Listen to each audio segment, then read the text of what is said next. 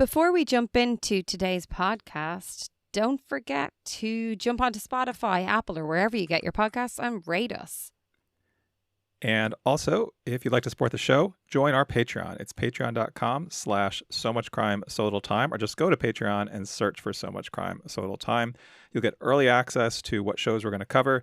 You also get some bonus content. And yeah, like I said, support the show. We'd love it if you do. Thank you. And we know you've been continuously telling your friends and your family and everyone you know about this show. Keep doing it. No matter who you see. If you see someone walking by you on the street, tell them, listen to So Much Crime, So Little Time. If you see someone in the shop, tell them as well. Spread the word. When we left off, the mysterious Kim Avis had disappeared off the coast of California. But the police quickly figured out he'd faked his own death. What was he hiding from? And where did he go? It's time to discuss that and more on this episode of So Much Crime, So Little Time.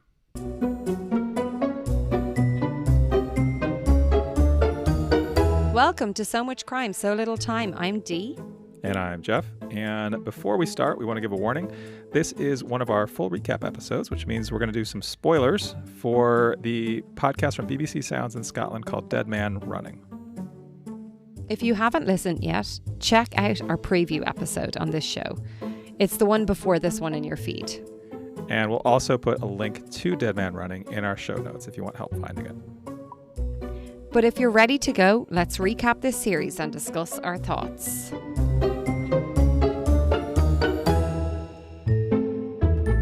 All right, so as a reminder, what this is. So Dead Man Running is a podcast that came out in 2024. It was made by BBC Sounds in Scotland, and the host is a guy named Miles Bonner.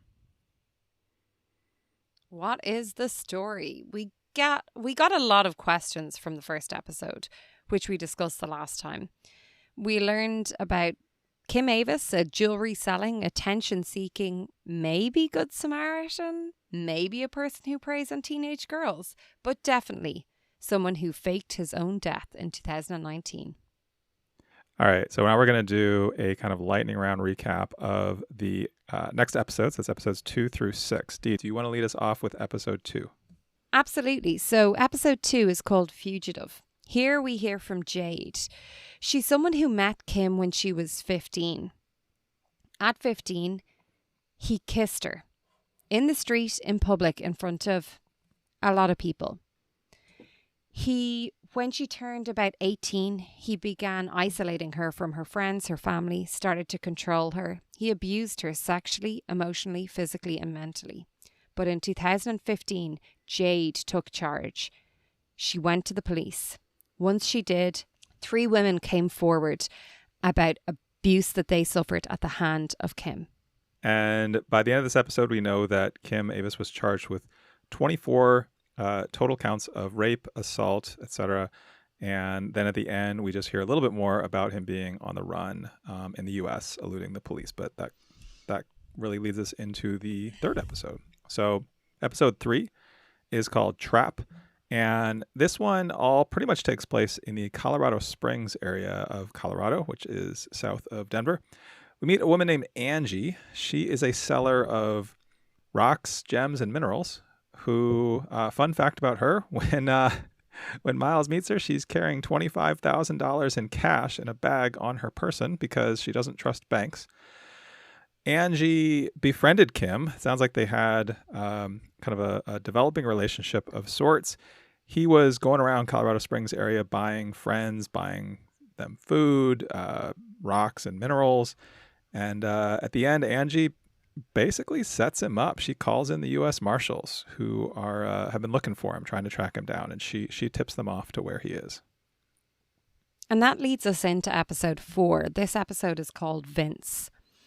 Really, the focus of this was who was Kim Avis before Inverness. It's described as a 3-tier tale. He starts off as a kind-hearted punk in Suffolk, ends as a creepy predator in Inverness, faking his own disappearance off the coast of California. But what happened in between? We don't really find much out about it, do we? No, we pretty much hear about, I mean, we hear from his old friends, bandmates. We hear from his grammar school teacher. We hear about how he was involved in the drug scene, this punk band. Mostly these are like fond memories of people who were like, I don't know how he got from here. So that like first phase of his life to that third phase of his life where he's a predator and an accused rapist. There's this middle phase that, yeah, we don't Nobody really. has an in. Yeah. Yeah, nobody really knows where we got there. We then pivot back to Angie. Angie, oh my God, she took the 50K in cash that Kim had on him when he was arrested. It had to be given to someone. He had no one there, so it was handed over to her by the police. She said she sent some of it back to his family. He claims she sent none of it back. He then sold his van and sold the gold coins that he also had on his person, kept that. And the wildest part of this episode, do you know why she set him up? Do you know? Can you guess why? What was the catalyst that set her off? He pretended he was an American citizen. She's doing this because she is a patriot. She loves America so much that she is like, no, nobody fakes being an American around me. Da, da, da. It's the most unlikely reason to set him up. It's hilarious. All right. We're going to come back to Angie after we finish recapping these up. We're coming back to Angie. All right, let's talk about episode 5. So that was 4 you just talked about. Episode 5 is called Trial. This is quite the pivot. This one is really about, so Kim gets arrested and he's back in Scotland and there's this trial. So these 4 young women who have accused him of rape and assault, they all testify. We hear Jade, she comes back, and then we hear these 3 other women who go by pseudonyms in the episode, and their testimony is read by actors. There's Lisa, Kate, and Emily. And so we hear in somewhat graphic detail what allegedly happened when they were girls, like teenagers, young girls. And then we hear a little bit about Kim's defense, which is basically they were after his money. But in the end, he is guilty on 14 charges. He is sentenced to 15 years in prison, 12 years for the rapes and 3 years for evading arrest. Yep.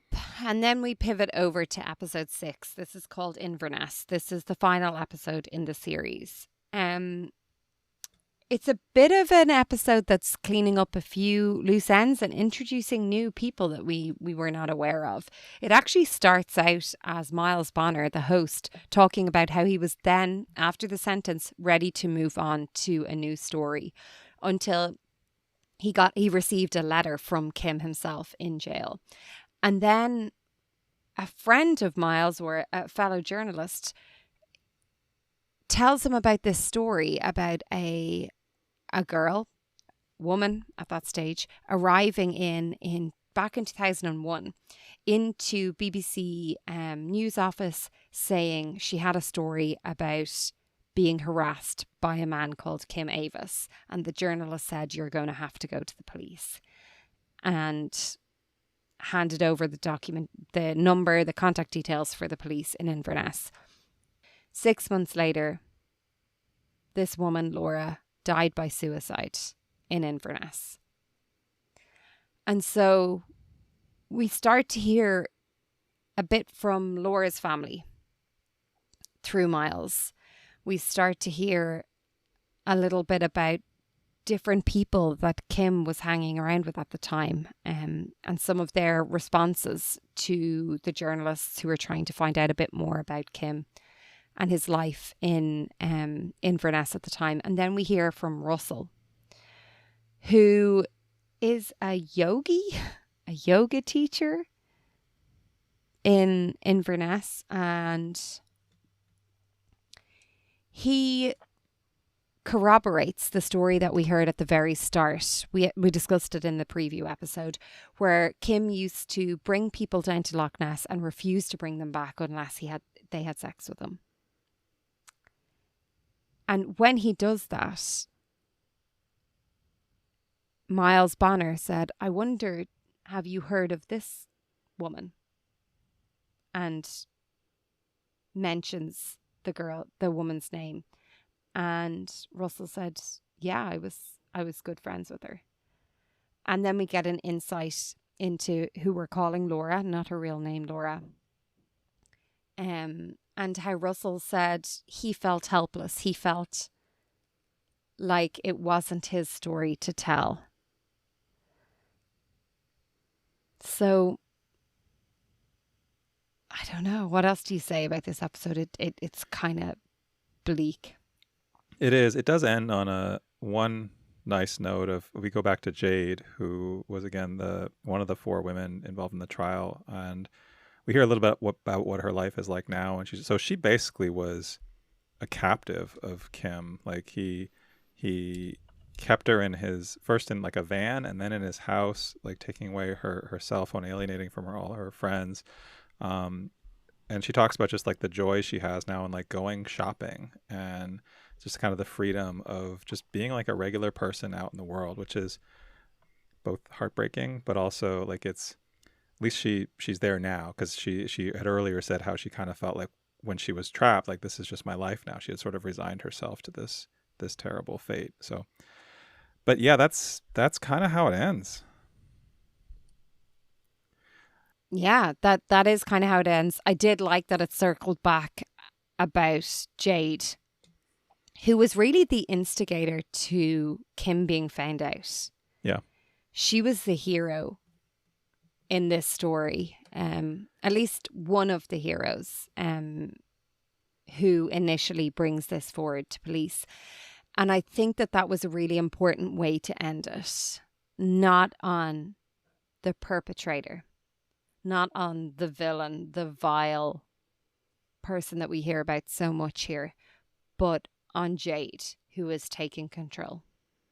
Yeah, which is maybe a good place to start our discussion. So that's the end. So it's just those 6 episodes, and that's really all that happens. But now we want to kind of open it up and have a discussion about it. And yeah, I think the story of Jade is maybe the sort of heart of this whole show.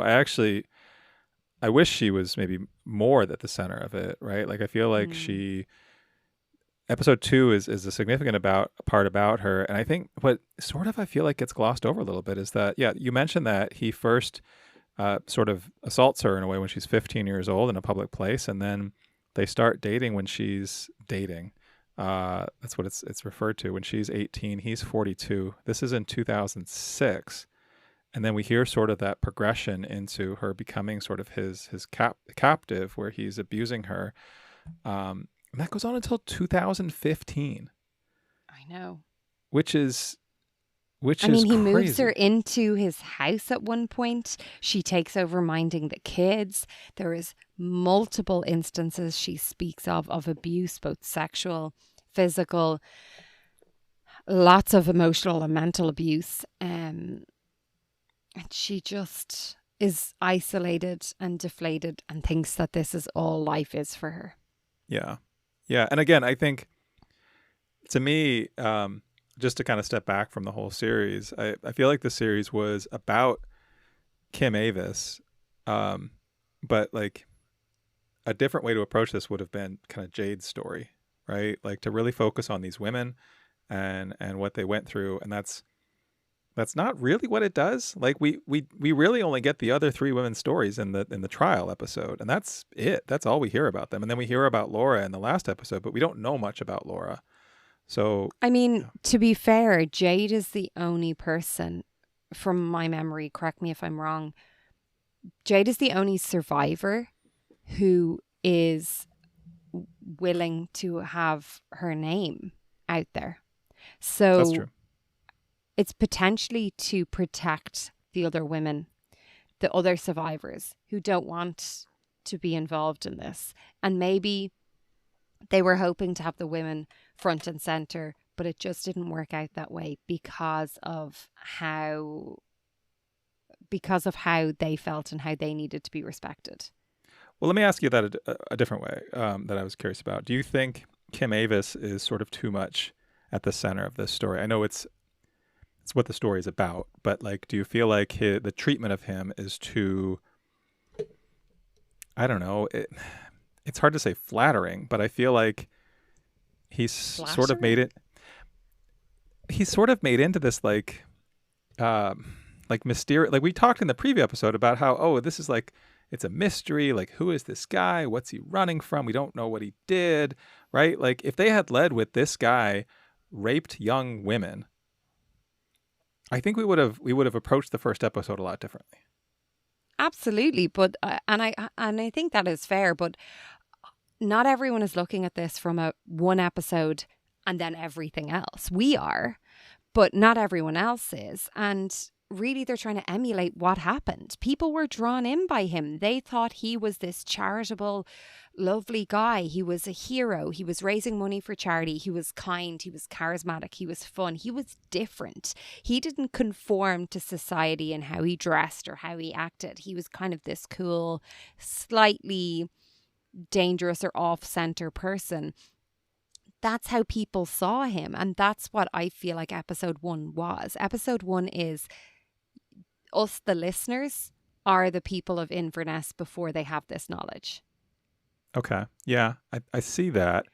I guess though, and we talked about this a little bit when we were talking about the episode. What number was it? It was number 4, Vince, where we hear about his backstory. And we talked about those 3 kind of phases of his life. And the first phase is where he was in the punk band and like everybody seemed to like him and there was really no big issues. And then his third phase is all of the crimes. And we're missing that middle phase. That's maybe also something that I feel like is missing here. Like if this was a story about how does someone go from having a good group of friends, being someone who the teachers think a lot of and remember all these years later, to a guy who commits these horrific crimes, we don't come away from this knowing that, right? Like I don't understand how he became who he became. In my eyes, he became a monster, right? Like he became kind of the worst of the worst in terms of criminals. Yeah, I see what you're saying, but I also don't feel like we have enough information from the start of his life. There aren't enough voices telling us about him. So we're not getting a 360 view on how he was as a person. We hear nothing from his family. That's true. Yeah. We hear nothing about how he grew up. Maybe he was this fantastic person in public, but back at home when he was with his parents and with his siblings, he was an absolute vile person. We don't know that. We're not aware. We also don't know. Maybe he was in an abusive household. We don't know any of that. And we want Liz Flock from Blind Plea to investigate this story. But I also think not every story can be told in the same way. And I think the purpose of this story is to say this man went from all these places, ends up in California. There's a lot of questions still over it, but I still think it's a story that should be told. Do you feel like, from your perception of this, from the first episode to what came in the next 5 episodes, I guess, how do you feel about it, having now listened to the whole thing compared to how you felt about it at first? I continued to be invested in the story. I wanted to listen to the next episode immediately. I didn't want to take a break. I wanted to go on and on and on. I always felt like there were questions. And the fact of life is, everything isn't always answered. We don't have all the answers here, but we have a lot of questions. And a lot of the questions get answered throughout the podcast, but not all of them. Okay. What about you? Because you were less enthusiastic after episode 1. I feel like maybe you're even less enthusiastic again after the 6. Well, I don't know. I think after episode 1, I was intrigued by the mysteries, right? Like, I think I was on board for it from episode 1. I think I was similar to you. I was very invested in continuing to go from episode to episode. It helped that it was only 6 episodes long and they're relatively short. Like, it really didn't take long to go through this whole thing. I think I really struggled with that 4th episode about his backstory, because I think, like, when we hear about Jade, that just was so sort of like startling after what came in the first episode. And then when we hear about Angie and what happened in Colorado Springs, I mean, that's sort of like a, it's a missing fugitive story who gets a trap set for him by someone that he trusts. And that was a really kind of engaging story. And then we jump back to this backstory. And I guess, and maybe this is just because I feel like there's too many missing pieces, but I kind of didn't want to hear people saying what a great guy he is or was. They weren't saying, they were saying was. Yeah. And to be fair, I think someone can start off in life by being a good person and then turn out to not be a good person. I think that not everyone who's a terrible adult was a terrible child or teenager. And I think that this is giving space to say even the people who knew him as a teenager or like early 20s, they were even drawn in by him. Yeah.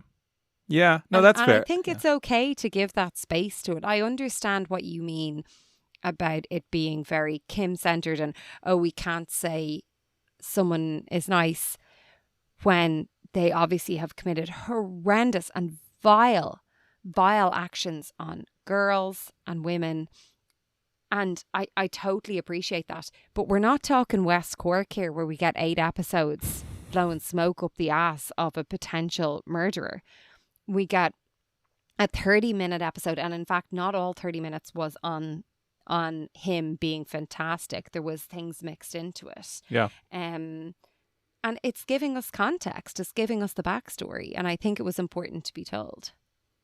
No, I think that's a good point. I think we talked in the first episode about how there were echoes of West Cork and Ian Bailey. I mean, right down to the wolf kind of idolizing that both of these guys had.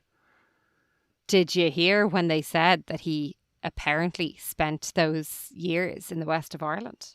Yeah, no, that caught my ear for sure. I was like, "Are you joking? What? No. What a..." There's a list we could make of overlap between these two. I mean, he jumps on the picnic table and howls like a wolf. He's howling at the moon like Ian Bailey did. It's bizarre how similar some of these things, and some of the tales of the violence was also very similar to things that Ian Bailey did. Yeah. What we should talk about a couple other things here. There's a couple of other things that really stood out to me. I presume one of the things you want to talk about is how much you had to Google what a winkle picker was. Did you Google that? Of course I Googled it. I was like, I don't even know. What is an it? Ear piercing? They're like a shoe boot with these like... When did that get mentioned? I remember that getting mentioned.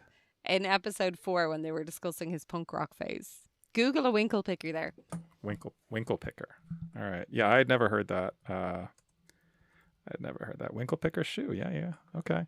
Oh, yeah. It's like a pointy tipped shoe. Kind of makes sense for the punky kind of style we're going for here. It looks really uncomfortable. Oh yeah. Well, welcome to women's shoes. I know they're men's shoes, but I did really enjoy in episode 4. Someone described him as a mysterious butterfly. And I was like, far cry from a wolf there, Mr. Avis. I mean, that's why when he's in Colorado, he tries to get a giant wolf tattoo over his whole back. I think he's so funny. Yeah. Anyway, we should talk, speaking of Colorado, we should talk about Angie. Angie. I want to go for a drink with Angie, but I'll tell you what, I'm not leaving anything on the table or near her. Well, she's buying. Gas ticket. She's got $25,000 on her person at all times. She won't talk to me, though. I'm not an American citizen. Well, just don't tell her you're an American citizen. I did look up. So when Miles goes to meet Angie, they meet up in I think it's either Colorado Springs or one of the towns nearby. I think it's the town just outside of Colorado Springs. And they go to a breakfast diner, Uncle Sam's Pancake House. Yeah. Which he just... So I was really intrigued by this. I don't know if this is what you're about to say. Sorry, I jumped over you there. He starts describing how there's just American flags everywhere. And it's just red, white and blue, stars everywhere. And I was like, that's such a weird thing to note. And sure, then when it turns out she turns him in because he lied about being American, I was like, that's why it was brought in there. I mean, it's not mentioned in the episode, but this does sort of fit a type for the Colorado Springs area. So Colorado Springs, if you're not familiar, is where the Air Force Academy is. So it's a big, I mean, it's a tourist destination. It's one of the biggest cities in the Front Range in Colorado, but it's, he also does reference going to the Garden of the Gods, which is a beautiful place to visit if you ever are in the area. It's just it's this amazing sort of rock formation, these red, pointy rocks. And, yeah, it's lovely there, but it's a very like politically conservative area. A lot of former military or current military people live there, families, and that there's a place called Uncle Sam's Pancake House fits. But also someone like Angie, who's a little bit, eccentric, maybe just a little bit, but Just I a don't little know. bit. Yeah, she's a character. Like I love not only does she set him up. Not only does she basically turn him over to the U.S. Marshals, not only does she take his money, say she sent it back. It's kind of dodgy to Miles about what she sent back and what she didn't send back, like what she kept of the money. Sorry, it's dodgy that she's announcing to everyone that she's got like all this cash just in the front bag of her person. And no wonder she has all the cash. Yeah, right.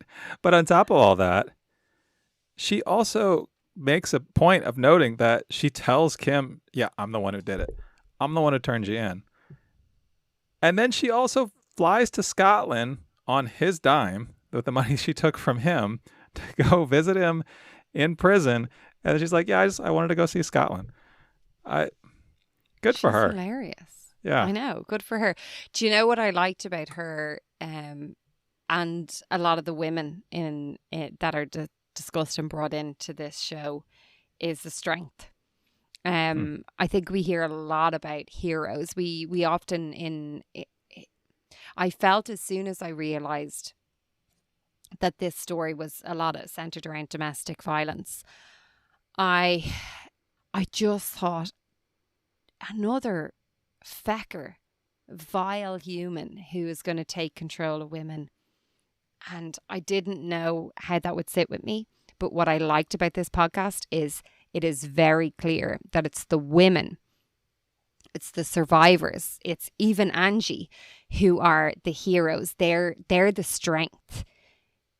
Kim Avis pretends to be strong. He pretends to be in control, but he is a weak, vile, meek person at the end of the day. Yeah. It is the women that show the strength in it, and that I loved. And that's what I loved about Angie. She's just doing her thing. She's like, whatever, you haven't got any control over me. I'm an American. yeah. And on top of that, so I 100% agree with that. I think that's a really good point. And yeah, I think I'm glad you said that. I think the other thing that goes along with that is some of the things that we hear about at the trial. So the trial is kind of just, so Miles, I think, attends the trial and he's describing the scene. And so Kim is sitting in sort of like the like glassed in box. It's also during like COVID time. So there's some like COVID, like the jury is across the street in a movie theater on like video screens. In a movie theater, yeah. Yeah, that was a random fact. But so he describes how the different women kind of give their testimony and how Kim behaves. And Kim behaves like an ass. Like he's like making like grunting noises. He's loudly taking notes. He's just generally... He smiles at his lawyer when Jade is approaching the stand as if, don't worry about this one, I've got control still. And so Jade asks for, I guess what is a normal thing you can do. You can ask for a screen basically placed to block his face. So she doesn't have to look at him, which I think good for her for saying like, I don't want to deal with this guy. But then Emily, who is the fourth one to testify, who is also described as the youngest victim, stares him down. She doesn't want a screen. She wants to look him in the eye, and he just sits there quietly. And also, again, she's kind of a hero too, because she doesn't have to testify, right? Nope. She didn't have to come forward, but to not only testify, but to testify and look him in the eye and say what he did to her, I think is, kudos to her for being brave and being willing to do that. I don't know. I don't understand that strength. I think it's unbelievable, and I'm glad we got introduced to her. I know we didn't hear her real name, and I know I just, yeah. Can Yeah. we I talk agree. about? I think that was a really good sign of it. I will say with Jade, she asked for the screen to be up, but she made a point at saying as soon as she started her testimony, I'm not asking for the screen to be up because I'm afraid of him. I'm asking because I have no interest in looking at that man ever again. And I Yeah. loved that because Yeah. I was like, he might have thought, well, this is blah, blah, blah. I'm going to try and take back the power, which he was trying to do that by the grunts and the loud scribbling. He was trying to take back the power. And she was like, you don't have any power over me. I'm the one that went to the police. I'm the one who got you here and who made sure that this was going to happen. Yeah. And I loved that. And then we get a little bit in that same episode that I want to talk about, which is this Scots law thing about how you cannot be convicted from testimony from only one person, which was the law of the land in Scotland for a long time. And then there was this case, I think it's called the Morov Doctrine. I looked this up. Did you look this up? Or did you ever heard of this before? No. So first of all, I mean, this seems like the worst possible law for like domestic violence or abuse or rape, right? So if only two people are present, it's basically you can't be convicted on a single person's testimony. Which is like, how often do crimes happen where there's only two people there, right? Like, so the Morov Doctrine. So I read a couple articles, some of them were legal articles, and they were real dry. But the way I understand this is, in about the 1910s or so, there was this guy who ran this factory in Scotland who basically was hiring young women, and he was assaulting them, but he was getting them alone, and none of their individual testimonies could basically convict him. But this doctrine was basically, there was finally enough was enough, and they're like, all right, they're all telling the same story, so we can group cases like this of individual testimonies. And it's changed over the years. And there's a bunch of examples of this that you can find, of where for a while it was, well, we can group individual cases and convict someone, but it has to be that those incidents happen within, a couple of months. If they happen years apart, that doesn't count. And then they kept extending the time, and there's more and more kind of precedent of like things can happen years and years apart. But if basically if two people or three people or four people accuse the person of the same type of crime, we can link those together and they can be convicted even though there's no witnesses, there's no third party present. But the general premise of the old law seems like it was, I don't know, written by men, I presume. Well, probably at a time where it was deemed if you were alone with a man, it was completely inappropriate regardless of whether anything happened. Right. Well, yeah. But anyway, and on top of that, so he's able to be convicted even though this was kind of a two people in the room situation. But 12 years for the offenses against these women, 15 years in total. Does that seem fair to you? Does that seem light? You're asking someone who's coming from Ireland where our sentencing is a joke. So... Yeah. It seems light to me. It seems like not a lot of years for an awful lot of crimes. Pretty brutal crimes. I mean, again, Jade was there for...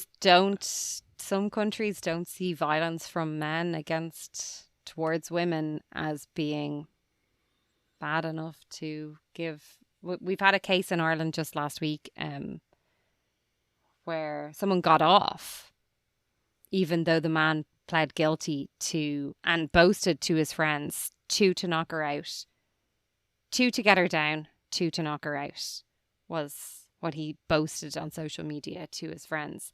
And the judge let him off with a fully suspended sentence because he came from a good family. He had a good upbringing and he was in the defence forces in Ireland, and it would impact his career if he had any jail time. All right. So that's where I'm coming from this. 15 years. I was delighted that this perpetrator, won't use his name anymore, in this particular podcast was put away for 15 years. At least it was something. Okay, I hear where you're coming from, and I also want to recognize that, like in America, we've kind of swung the pendulum the whole other way, and it's not like the justice system is doing a lot of good for rehabilitation or whatever. Like, it's a lot of problems here. There's a lot of nuance to each case that comes up, and I feel like laws are very black and white, and they don't deal with the grey areas. I think that's right. Two cases can be very similar, but very different because of that grey area. I think that's right, but I think what this podcast does acknowledge, though, and we hear this from, I think it's from Jade, is she's still living in fear of this man. She's living in fear of when he gets out. She's also living in fear of what he can do from behind bars because he has friends. And I mean, she's going to live with that for the rest of her life, right? And I don't know. I mean, you're right though. There's a lot more to it. It's not as simple as I wish it was. She's a hero. Jade is. She's a hero. And I think we get that from this podcast. So I did enjoy that. I will say one of the frustrations I got from this podcast is I felt like the timeline, there was a lot to say over a lot of years, but I got a bit confused with some of the timeline. I particularly got confused with this wife that ends up showing up. Oh, yeah. We didn't talk about that yet. So in episode 6, we just hear about how they realize, in the trial. 5, yeah. 5, they introduced the fact that actually in Montana, which is where apparently he was headed in America, he had a wife with a young child. Yeah, named where'd she Brooke. come from? And she pops up to say she's divorcing him, but we know nothing else about her. We don't get told, like, at what stage in this process, when did they meet? When did they get married? Who is she? We've no knowledge of this. We also don't hear from the partner that he was with when he moved Jade into the caravan on his property. He was living in a house with a partner, and the partner leaves and her kids stay there. I think they're her kids, and Jade moves in. We don't hear from that partner. We don't hear if that partner was ever, they tried to reach out to that partner. We've no idea. Yeah. And that, timeline and that fuzziness was a bit confusing. I get if you can't get to people. I get it if you can't figure all of it out.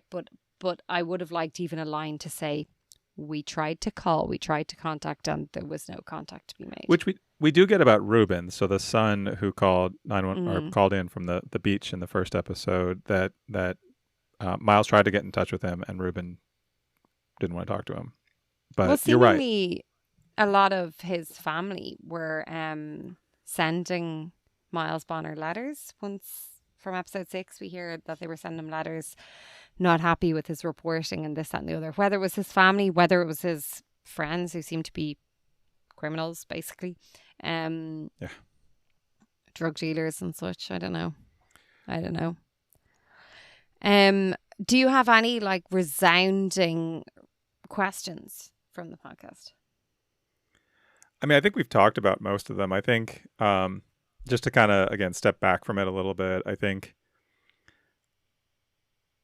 I really want to know how he went from phase 1 to phase 3 of his life. And that just seems like a big mystery to me. And that kind of gets to just wanting to understand, how does someone become this kind of person, right? This is, we've talked about this before with in Blind Plea, where we get that backstory, we understand sort of the generational trauma and multi-generational trauma that leads someone to become an abuser and violent. And here, it sounds like he was happy and well liked and successful when he was young. And he ran with some dodgy people, but by and large, that missing piece in the middle, I really am just curious about. And we never get that. I'm not curious about it. I find it funny or interesting, maybe. Funny isn't the word, because earlier on in our discussion, you were saying there was too much about him being a nice guy and hearing that backstory, but you want more. Whereas I'm like, I don't need to hear any more about him. I need to focus on the fact that the women at the center of this turned it around and said, not you. You no longer control me. Okay, D. Yeah, that's a better answer than one I gave. I'll admit that. No, it's true. I want what you want more than what I want. Yeah. Okay. Yeah. What about you? Any other kind of lingering questions? No, I think I've covered them all. The only other frustration I have, which I think is a bit harsh in ways, but also not, and also maybe a sign of the times, is people knew. Yeah. People knew. We hear from Russell. And Russell, if you're listening, I'm not targeting you. I understand where you're coming from in a lot of this. You weren't the only one to know either. If he's kissing a 15-year-old, if he's a known person and he's kissing a 15-year-old in public, if he's hanging around 15-year-olds, if there are rumors going around, people know. And I get that the police might not be able to do anything, but can you not go and say, hey, I've heard this. This is worrying. I've heard this about tourists. I've heard this about young girls. Do a little bit of digging. Even, to be honest, that journalist. Yeah. And again, I don't want to pinpoint anyone to feel guilt over it. I feel like it was a very different time. And I also feel like these things are very easy to say in hindsight. But people knew something was up with this 40-ish-year-old man and how he acted towards young girls and young women and vulnerable women. And people didn't speak about it to anyone that could potentially do anything. Or we did not hear that they did. We don't know. Maybe someone went to the police and the police are like, that's just Kim. He's just like that with all the ladies. You never know. Maybe that was the kind of vibe around then. We don't know. I think that's right. I think, and you're right to, I think, note that I agree. It's easier to say this in hindsight, knowing what we know now. Miles, I think, has an interesting comment in the last episode where he's like, yeah, this was the guy that Miles, the host, knew, right? Like, and there were sort of these rumors, but there were also all these people who really liked him, and he did all this kind of charitable stuff. And he notes how, like, kind of wherever you grew up, there was someone like this in your town. And I thought about that when he said that. I thought, okay, who is that person? And we talked about this a little bit in our preview episode, but like, yeah, who is the person like that? And what do we know about these people? Like, I feel like, yeah, over, as you encounter people that you know, or you kind of like sort of know, or people that are sort of like characters in kind of your world, wherever you go, there are certainly people who maybe fall on that end of the spectrum of like, they do some dodgy things. They do some things that maybe make you uncomfortable or make you kind of question, like, what else are they doing that I don't know about? But yeah, what do you like? How much ownership do you take over that information? It's the bystander impact or theory or whatever, isn't it? It is. In a way, because it was so public.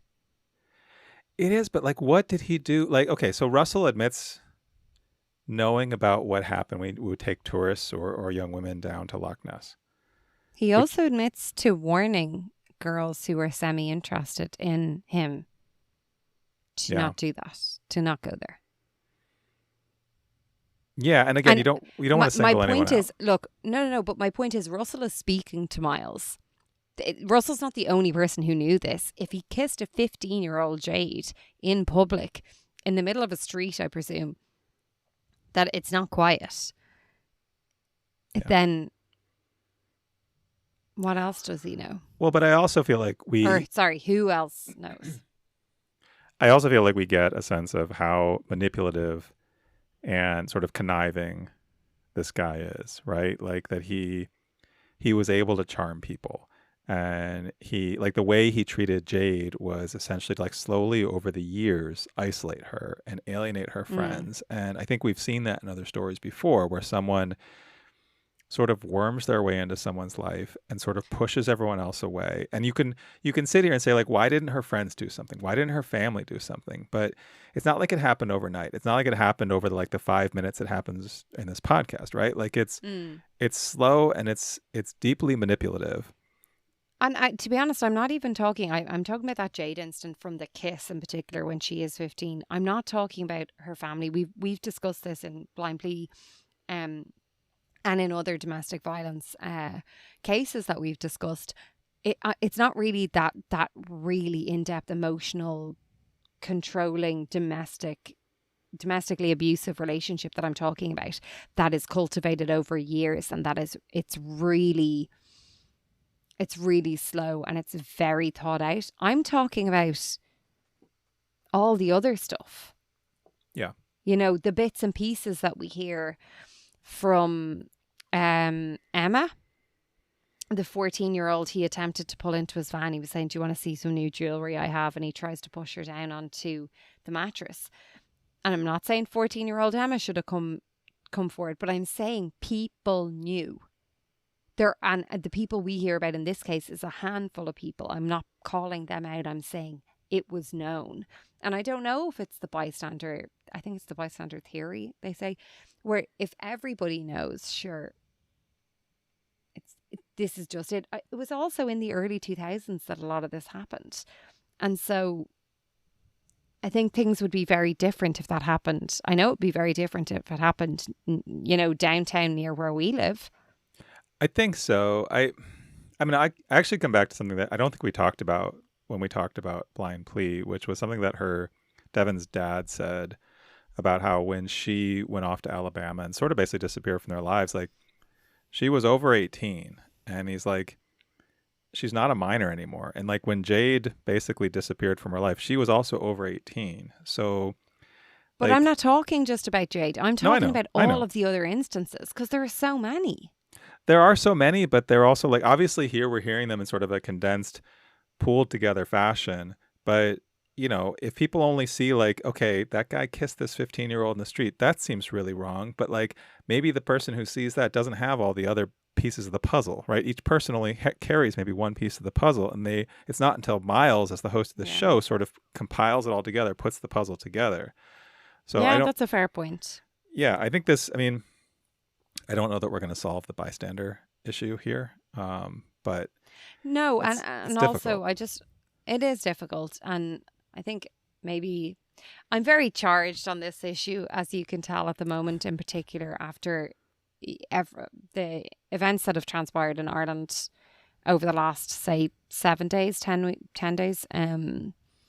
It's just frustrating that women are still subjected to this, and people blink and they turn away, and that's it. That, all these kisses, these things that men can do. And I hoped that it was turning. I hoped that what I had to go through, and what a lot of my friends had to go through when we were teenagers and young women, being a teenager and being wolf whistled at by a man, that's not okay. You can't be at that. Do you know what I mean? Like, there's all these things that happen that people just let go. It's not okay.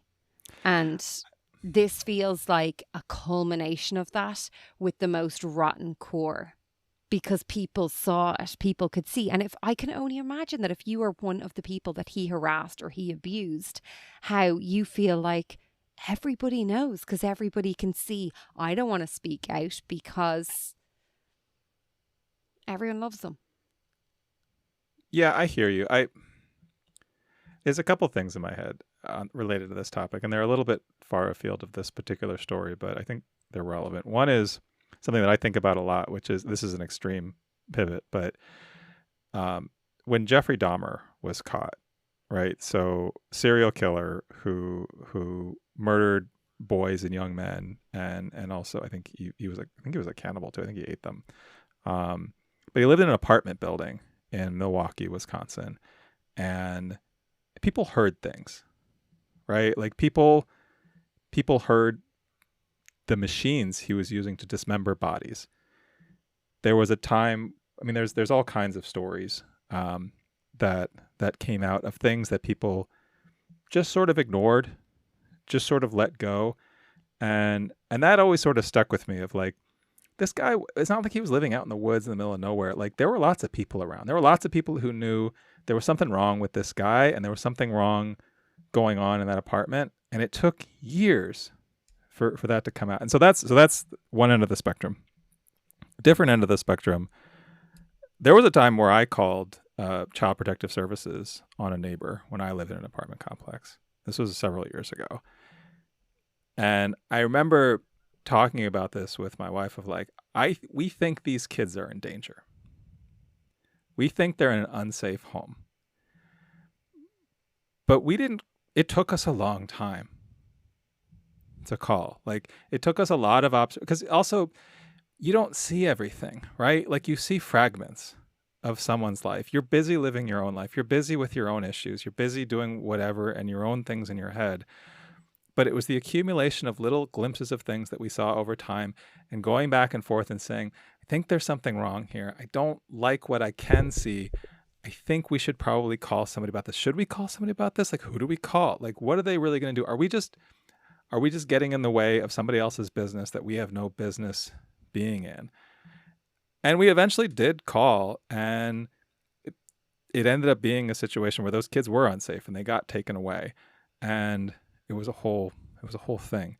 But I look back on that and think, like, we should have done something sooner, right? Like, we should have acted sooner. Also, we weren't the only ones within like eyesight of where this was going on. Where was everybody else? Like, where were their closer neighbors? And I don't know, maybe somebody else called too. I don't know. I remember when we did call the police, because we called, I forget who we called, but they ended up saying, like, call the local police. And they were very grateful. And they basically said, like, you have to call, like, there's only so much we can do if no one calls us. Right? Like, we can't really act unless you call and call again. Right? Like, we need the sort of like accumulation of reporting in order to act, because we can go do a wellness check. We can go knock on the door. If they don't answer the door, we don't have a warrant. We can't go in. If the day we happen to show up, there's nothing going on, we go away. And like, I think about like how often that happens, because we hear about that in other cases where there's like, someone calls in a wellness check on someone and they just happen to go on a good day, right? This happens in domestic abuse situations where like there's a limit to what the police can do. And I don't know, it's a frustrating sort of systemic thing that, yeah, I don't know. It's frustrating. Yeah, I hear you. I don't know where to go from here, though. I think what I'd love to say is, we focused on the women and the women showing their strength in this case. For me right now, I'm like, go on the women, because there's a woman in Ireland right now being very strong and being very vocal about the sentencing we've got going on. And I suppose I'm dejected because I think, well, this happened. This case was in 2019. At least things have changed. A lot of this happened long ago. Didn't happen long ago. Still fucking happening. People are still getting away with it. Yeah. And that's a bit, Yep, I do. I do agree with you. I think I'm glad that you framed it that way. I appreciate framing it in terms of the strength of the women in this story. So both the women like Jade, the women like Angie, who spoke up, who did something, who said something, who fought back. I think those are really the heroes of this story. And yeah, I really appreciated hearing about them. I think that is. I'm glad that the story also ended on hearing a little bit about where Jade is now, and that it sounds like, yes, she is still living with what happened to her, but she is also finding like some good in her life. Thank you for joining our discussion today on Dead Man Running. If you have any thoughts or would like to pose any questions or, give your opinions on anything that maybe we didn't touch on, we'd love to hear it. Email us on somuchcrime@gmail.com. And also, don't forget, we are looking for people to join our Patreon. You can join and become a free member, but if you join and become a paid member for just the low fee of $5 a month, we'll tell you more about what's coming up on our show. We'll give you some access to bonus content. And you also help us out. Help us to keep making this show. So it's just go to patreon.com/so-much-crime, so little time, or go to patreon.com or use the app and just search for So Much Crime, So Little Time. And we will see you there.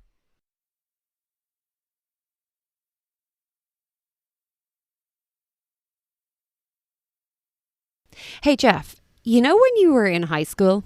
I can barely remember it. I can remember it a little bit more than you, I suppose. Did you ever take a sociology class where the whole project, the whole semester was based on trying to find a serial killer for a cold case murder that happened in an area close by to you? No, but I did take a geometry class where we solved a lot of proofs. Is that the same thing?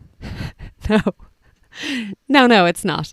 So next time on So Much Crime, So Little Time, we're going to preview this podcast, Murder 101. This is where a teacher teaching in Tennessee works with his class to try to find out about the serial killer who targeted red-headed girls and women in an area near them. That's next time on So Much Crime, So Little Time.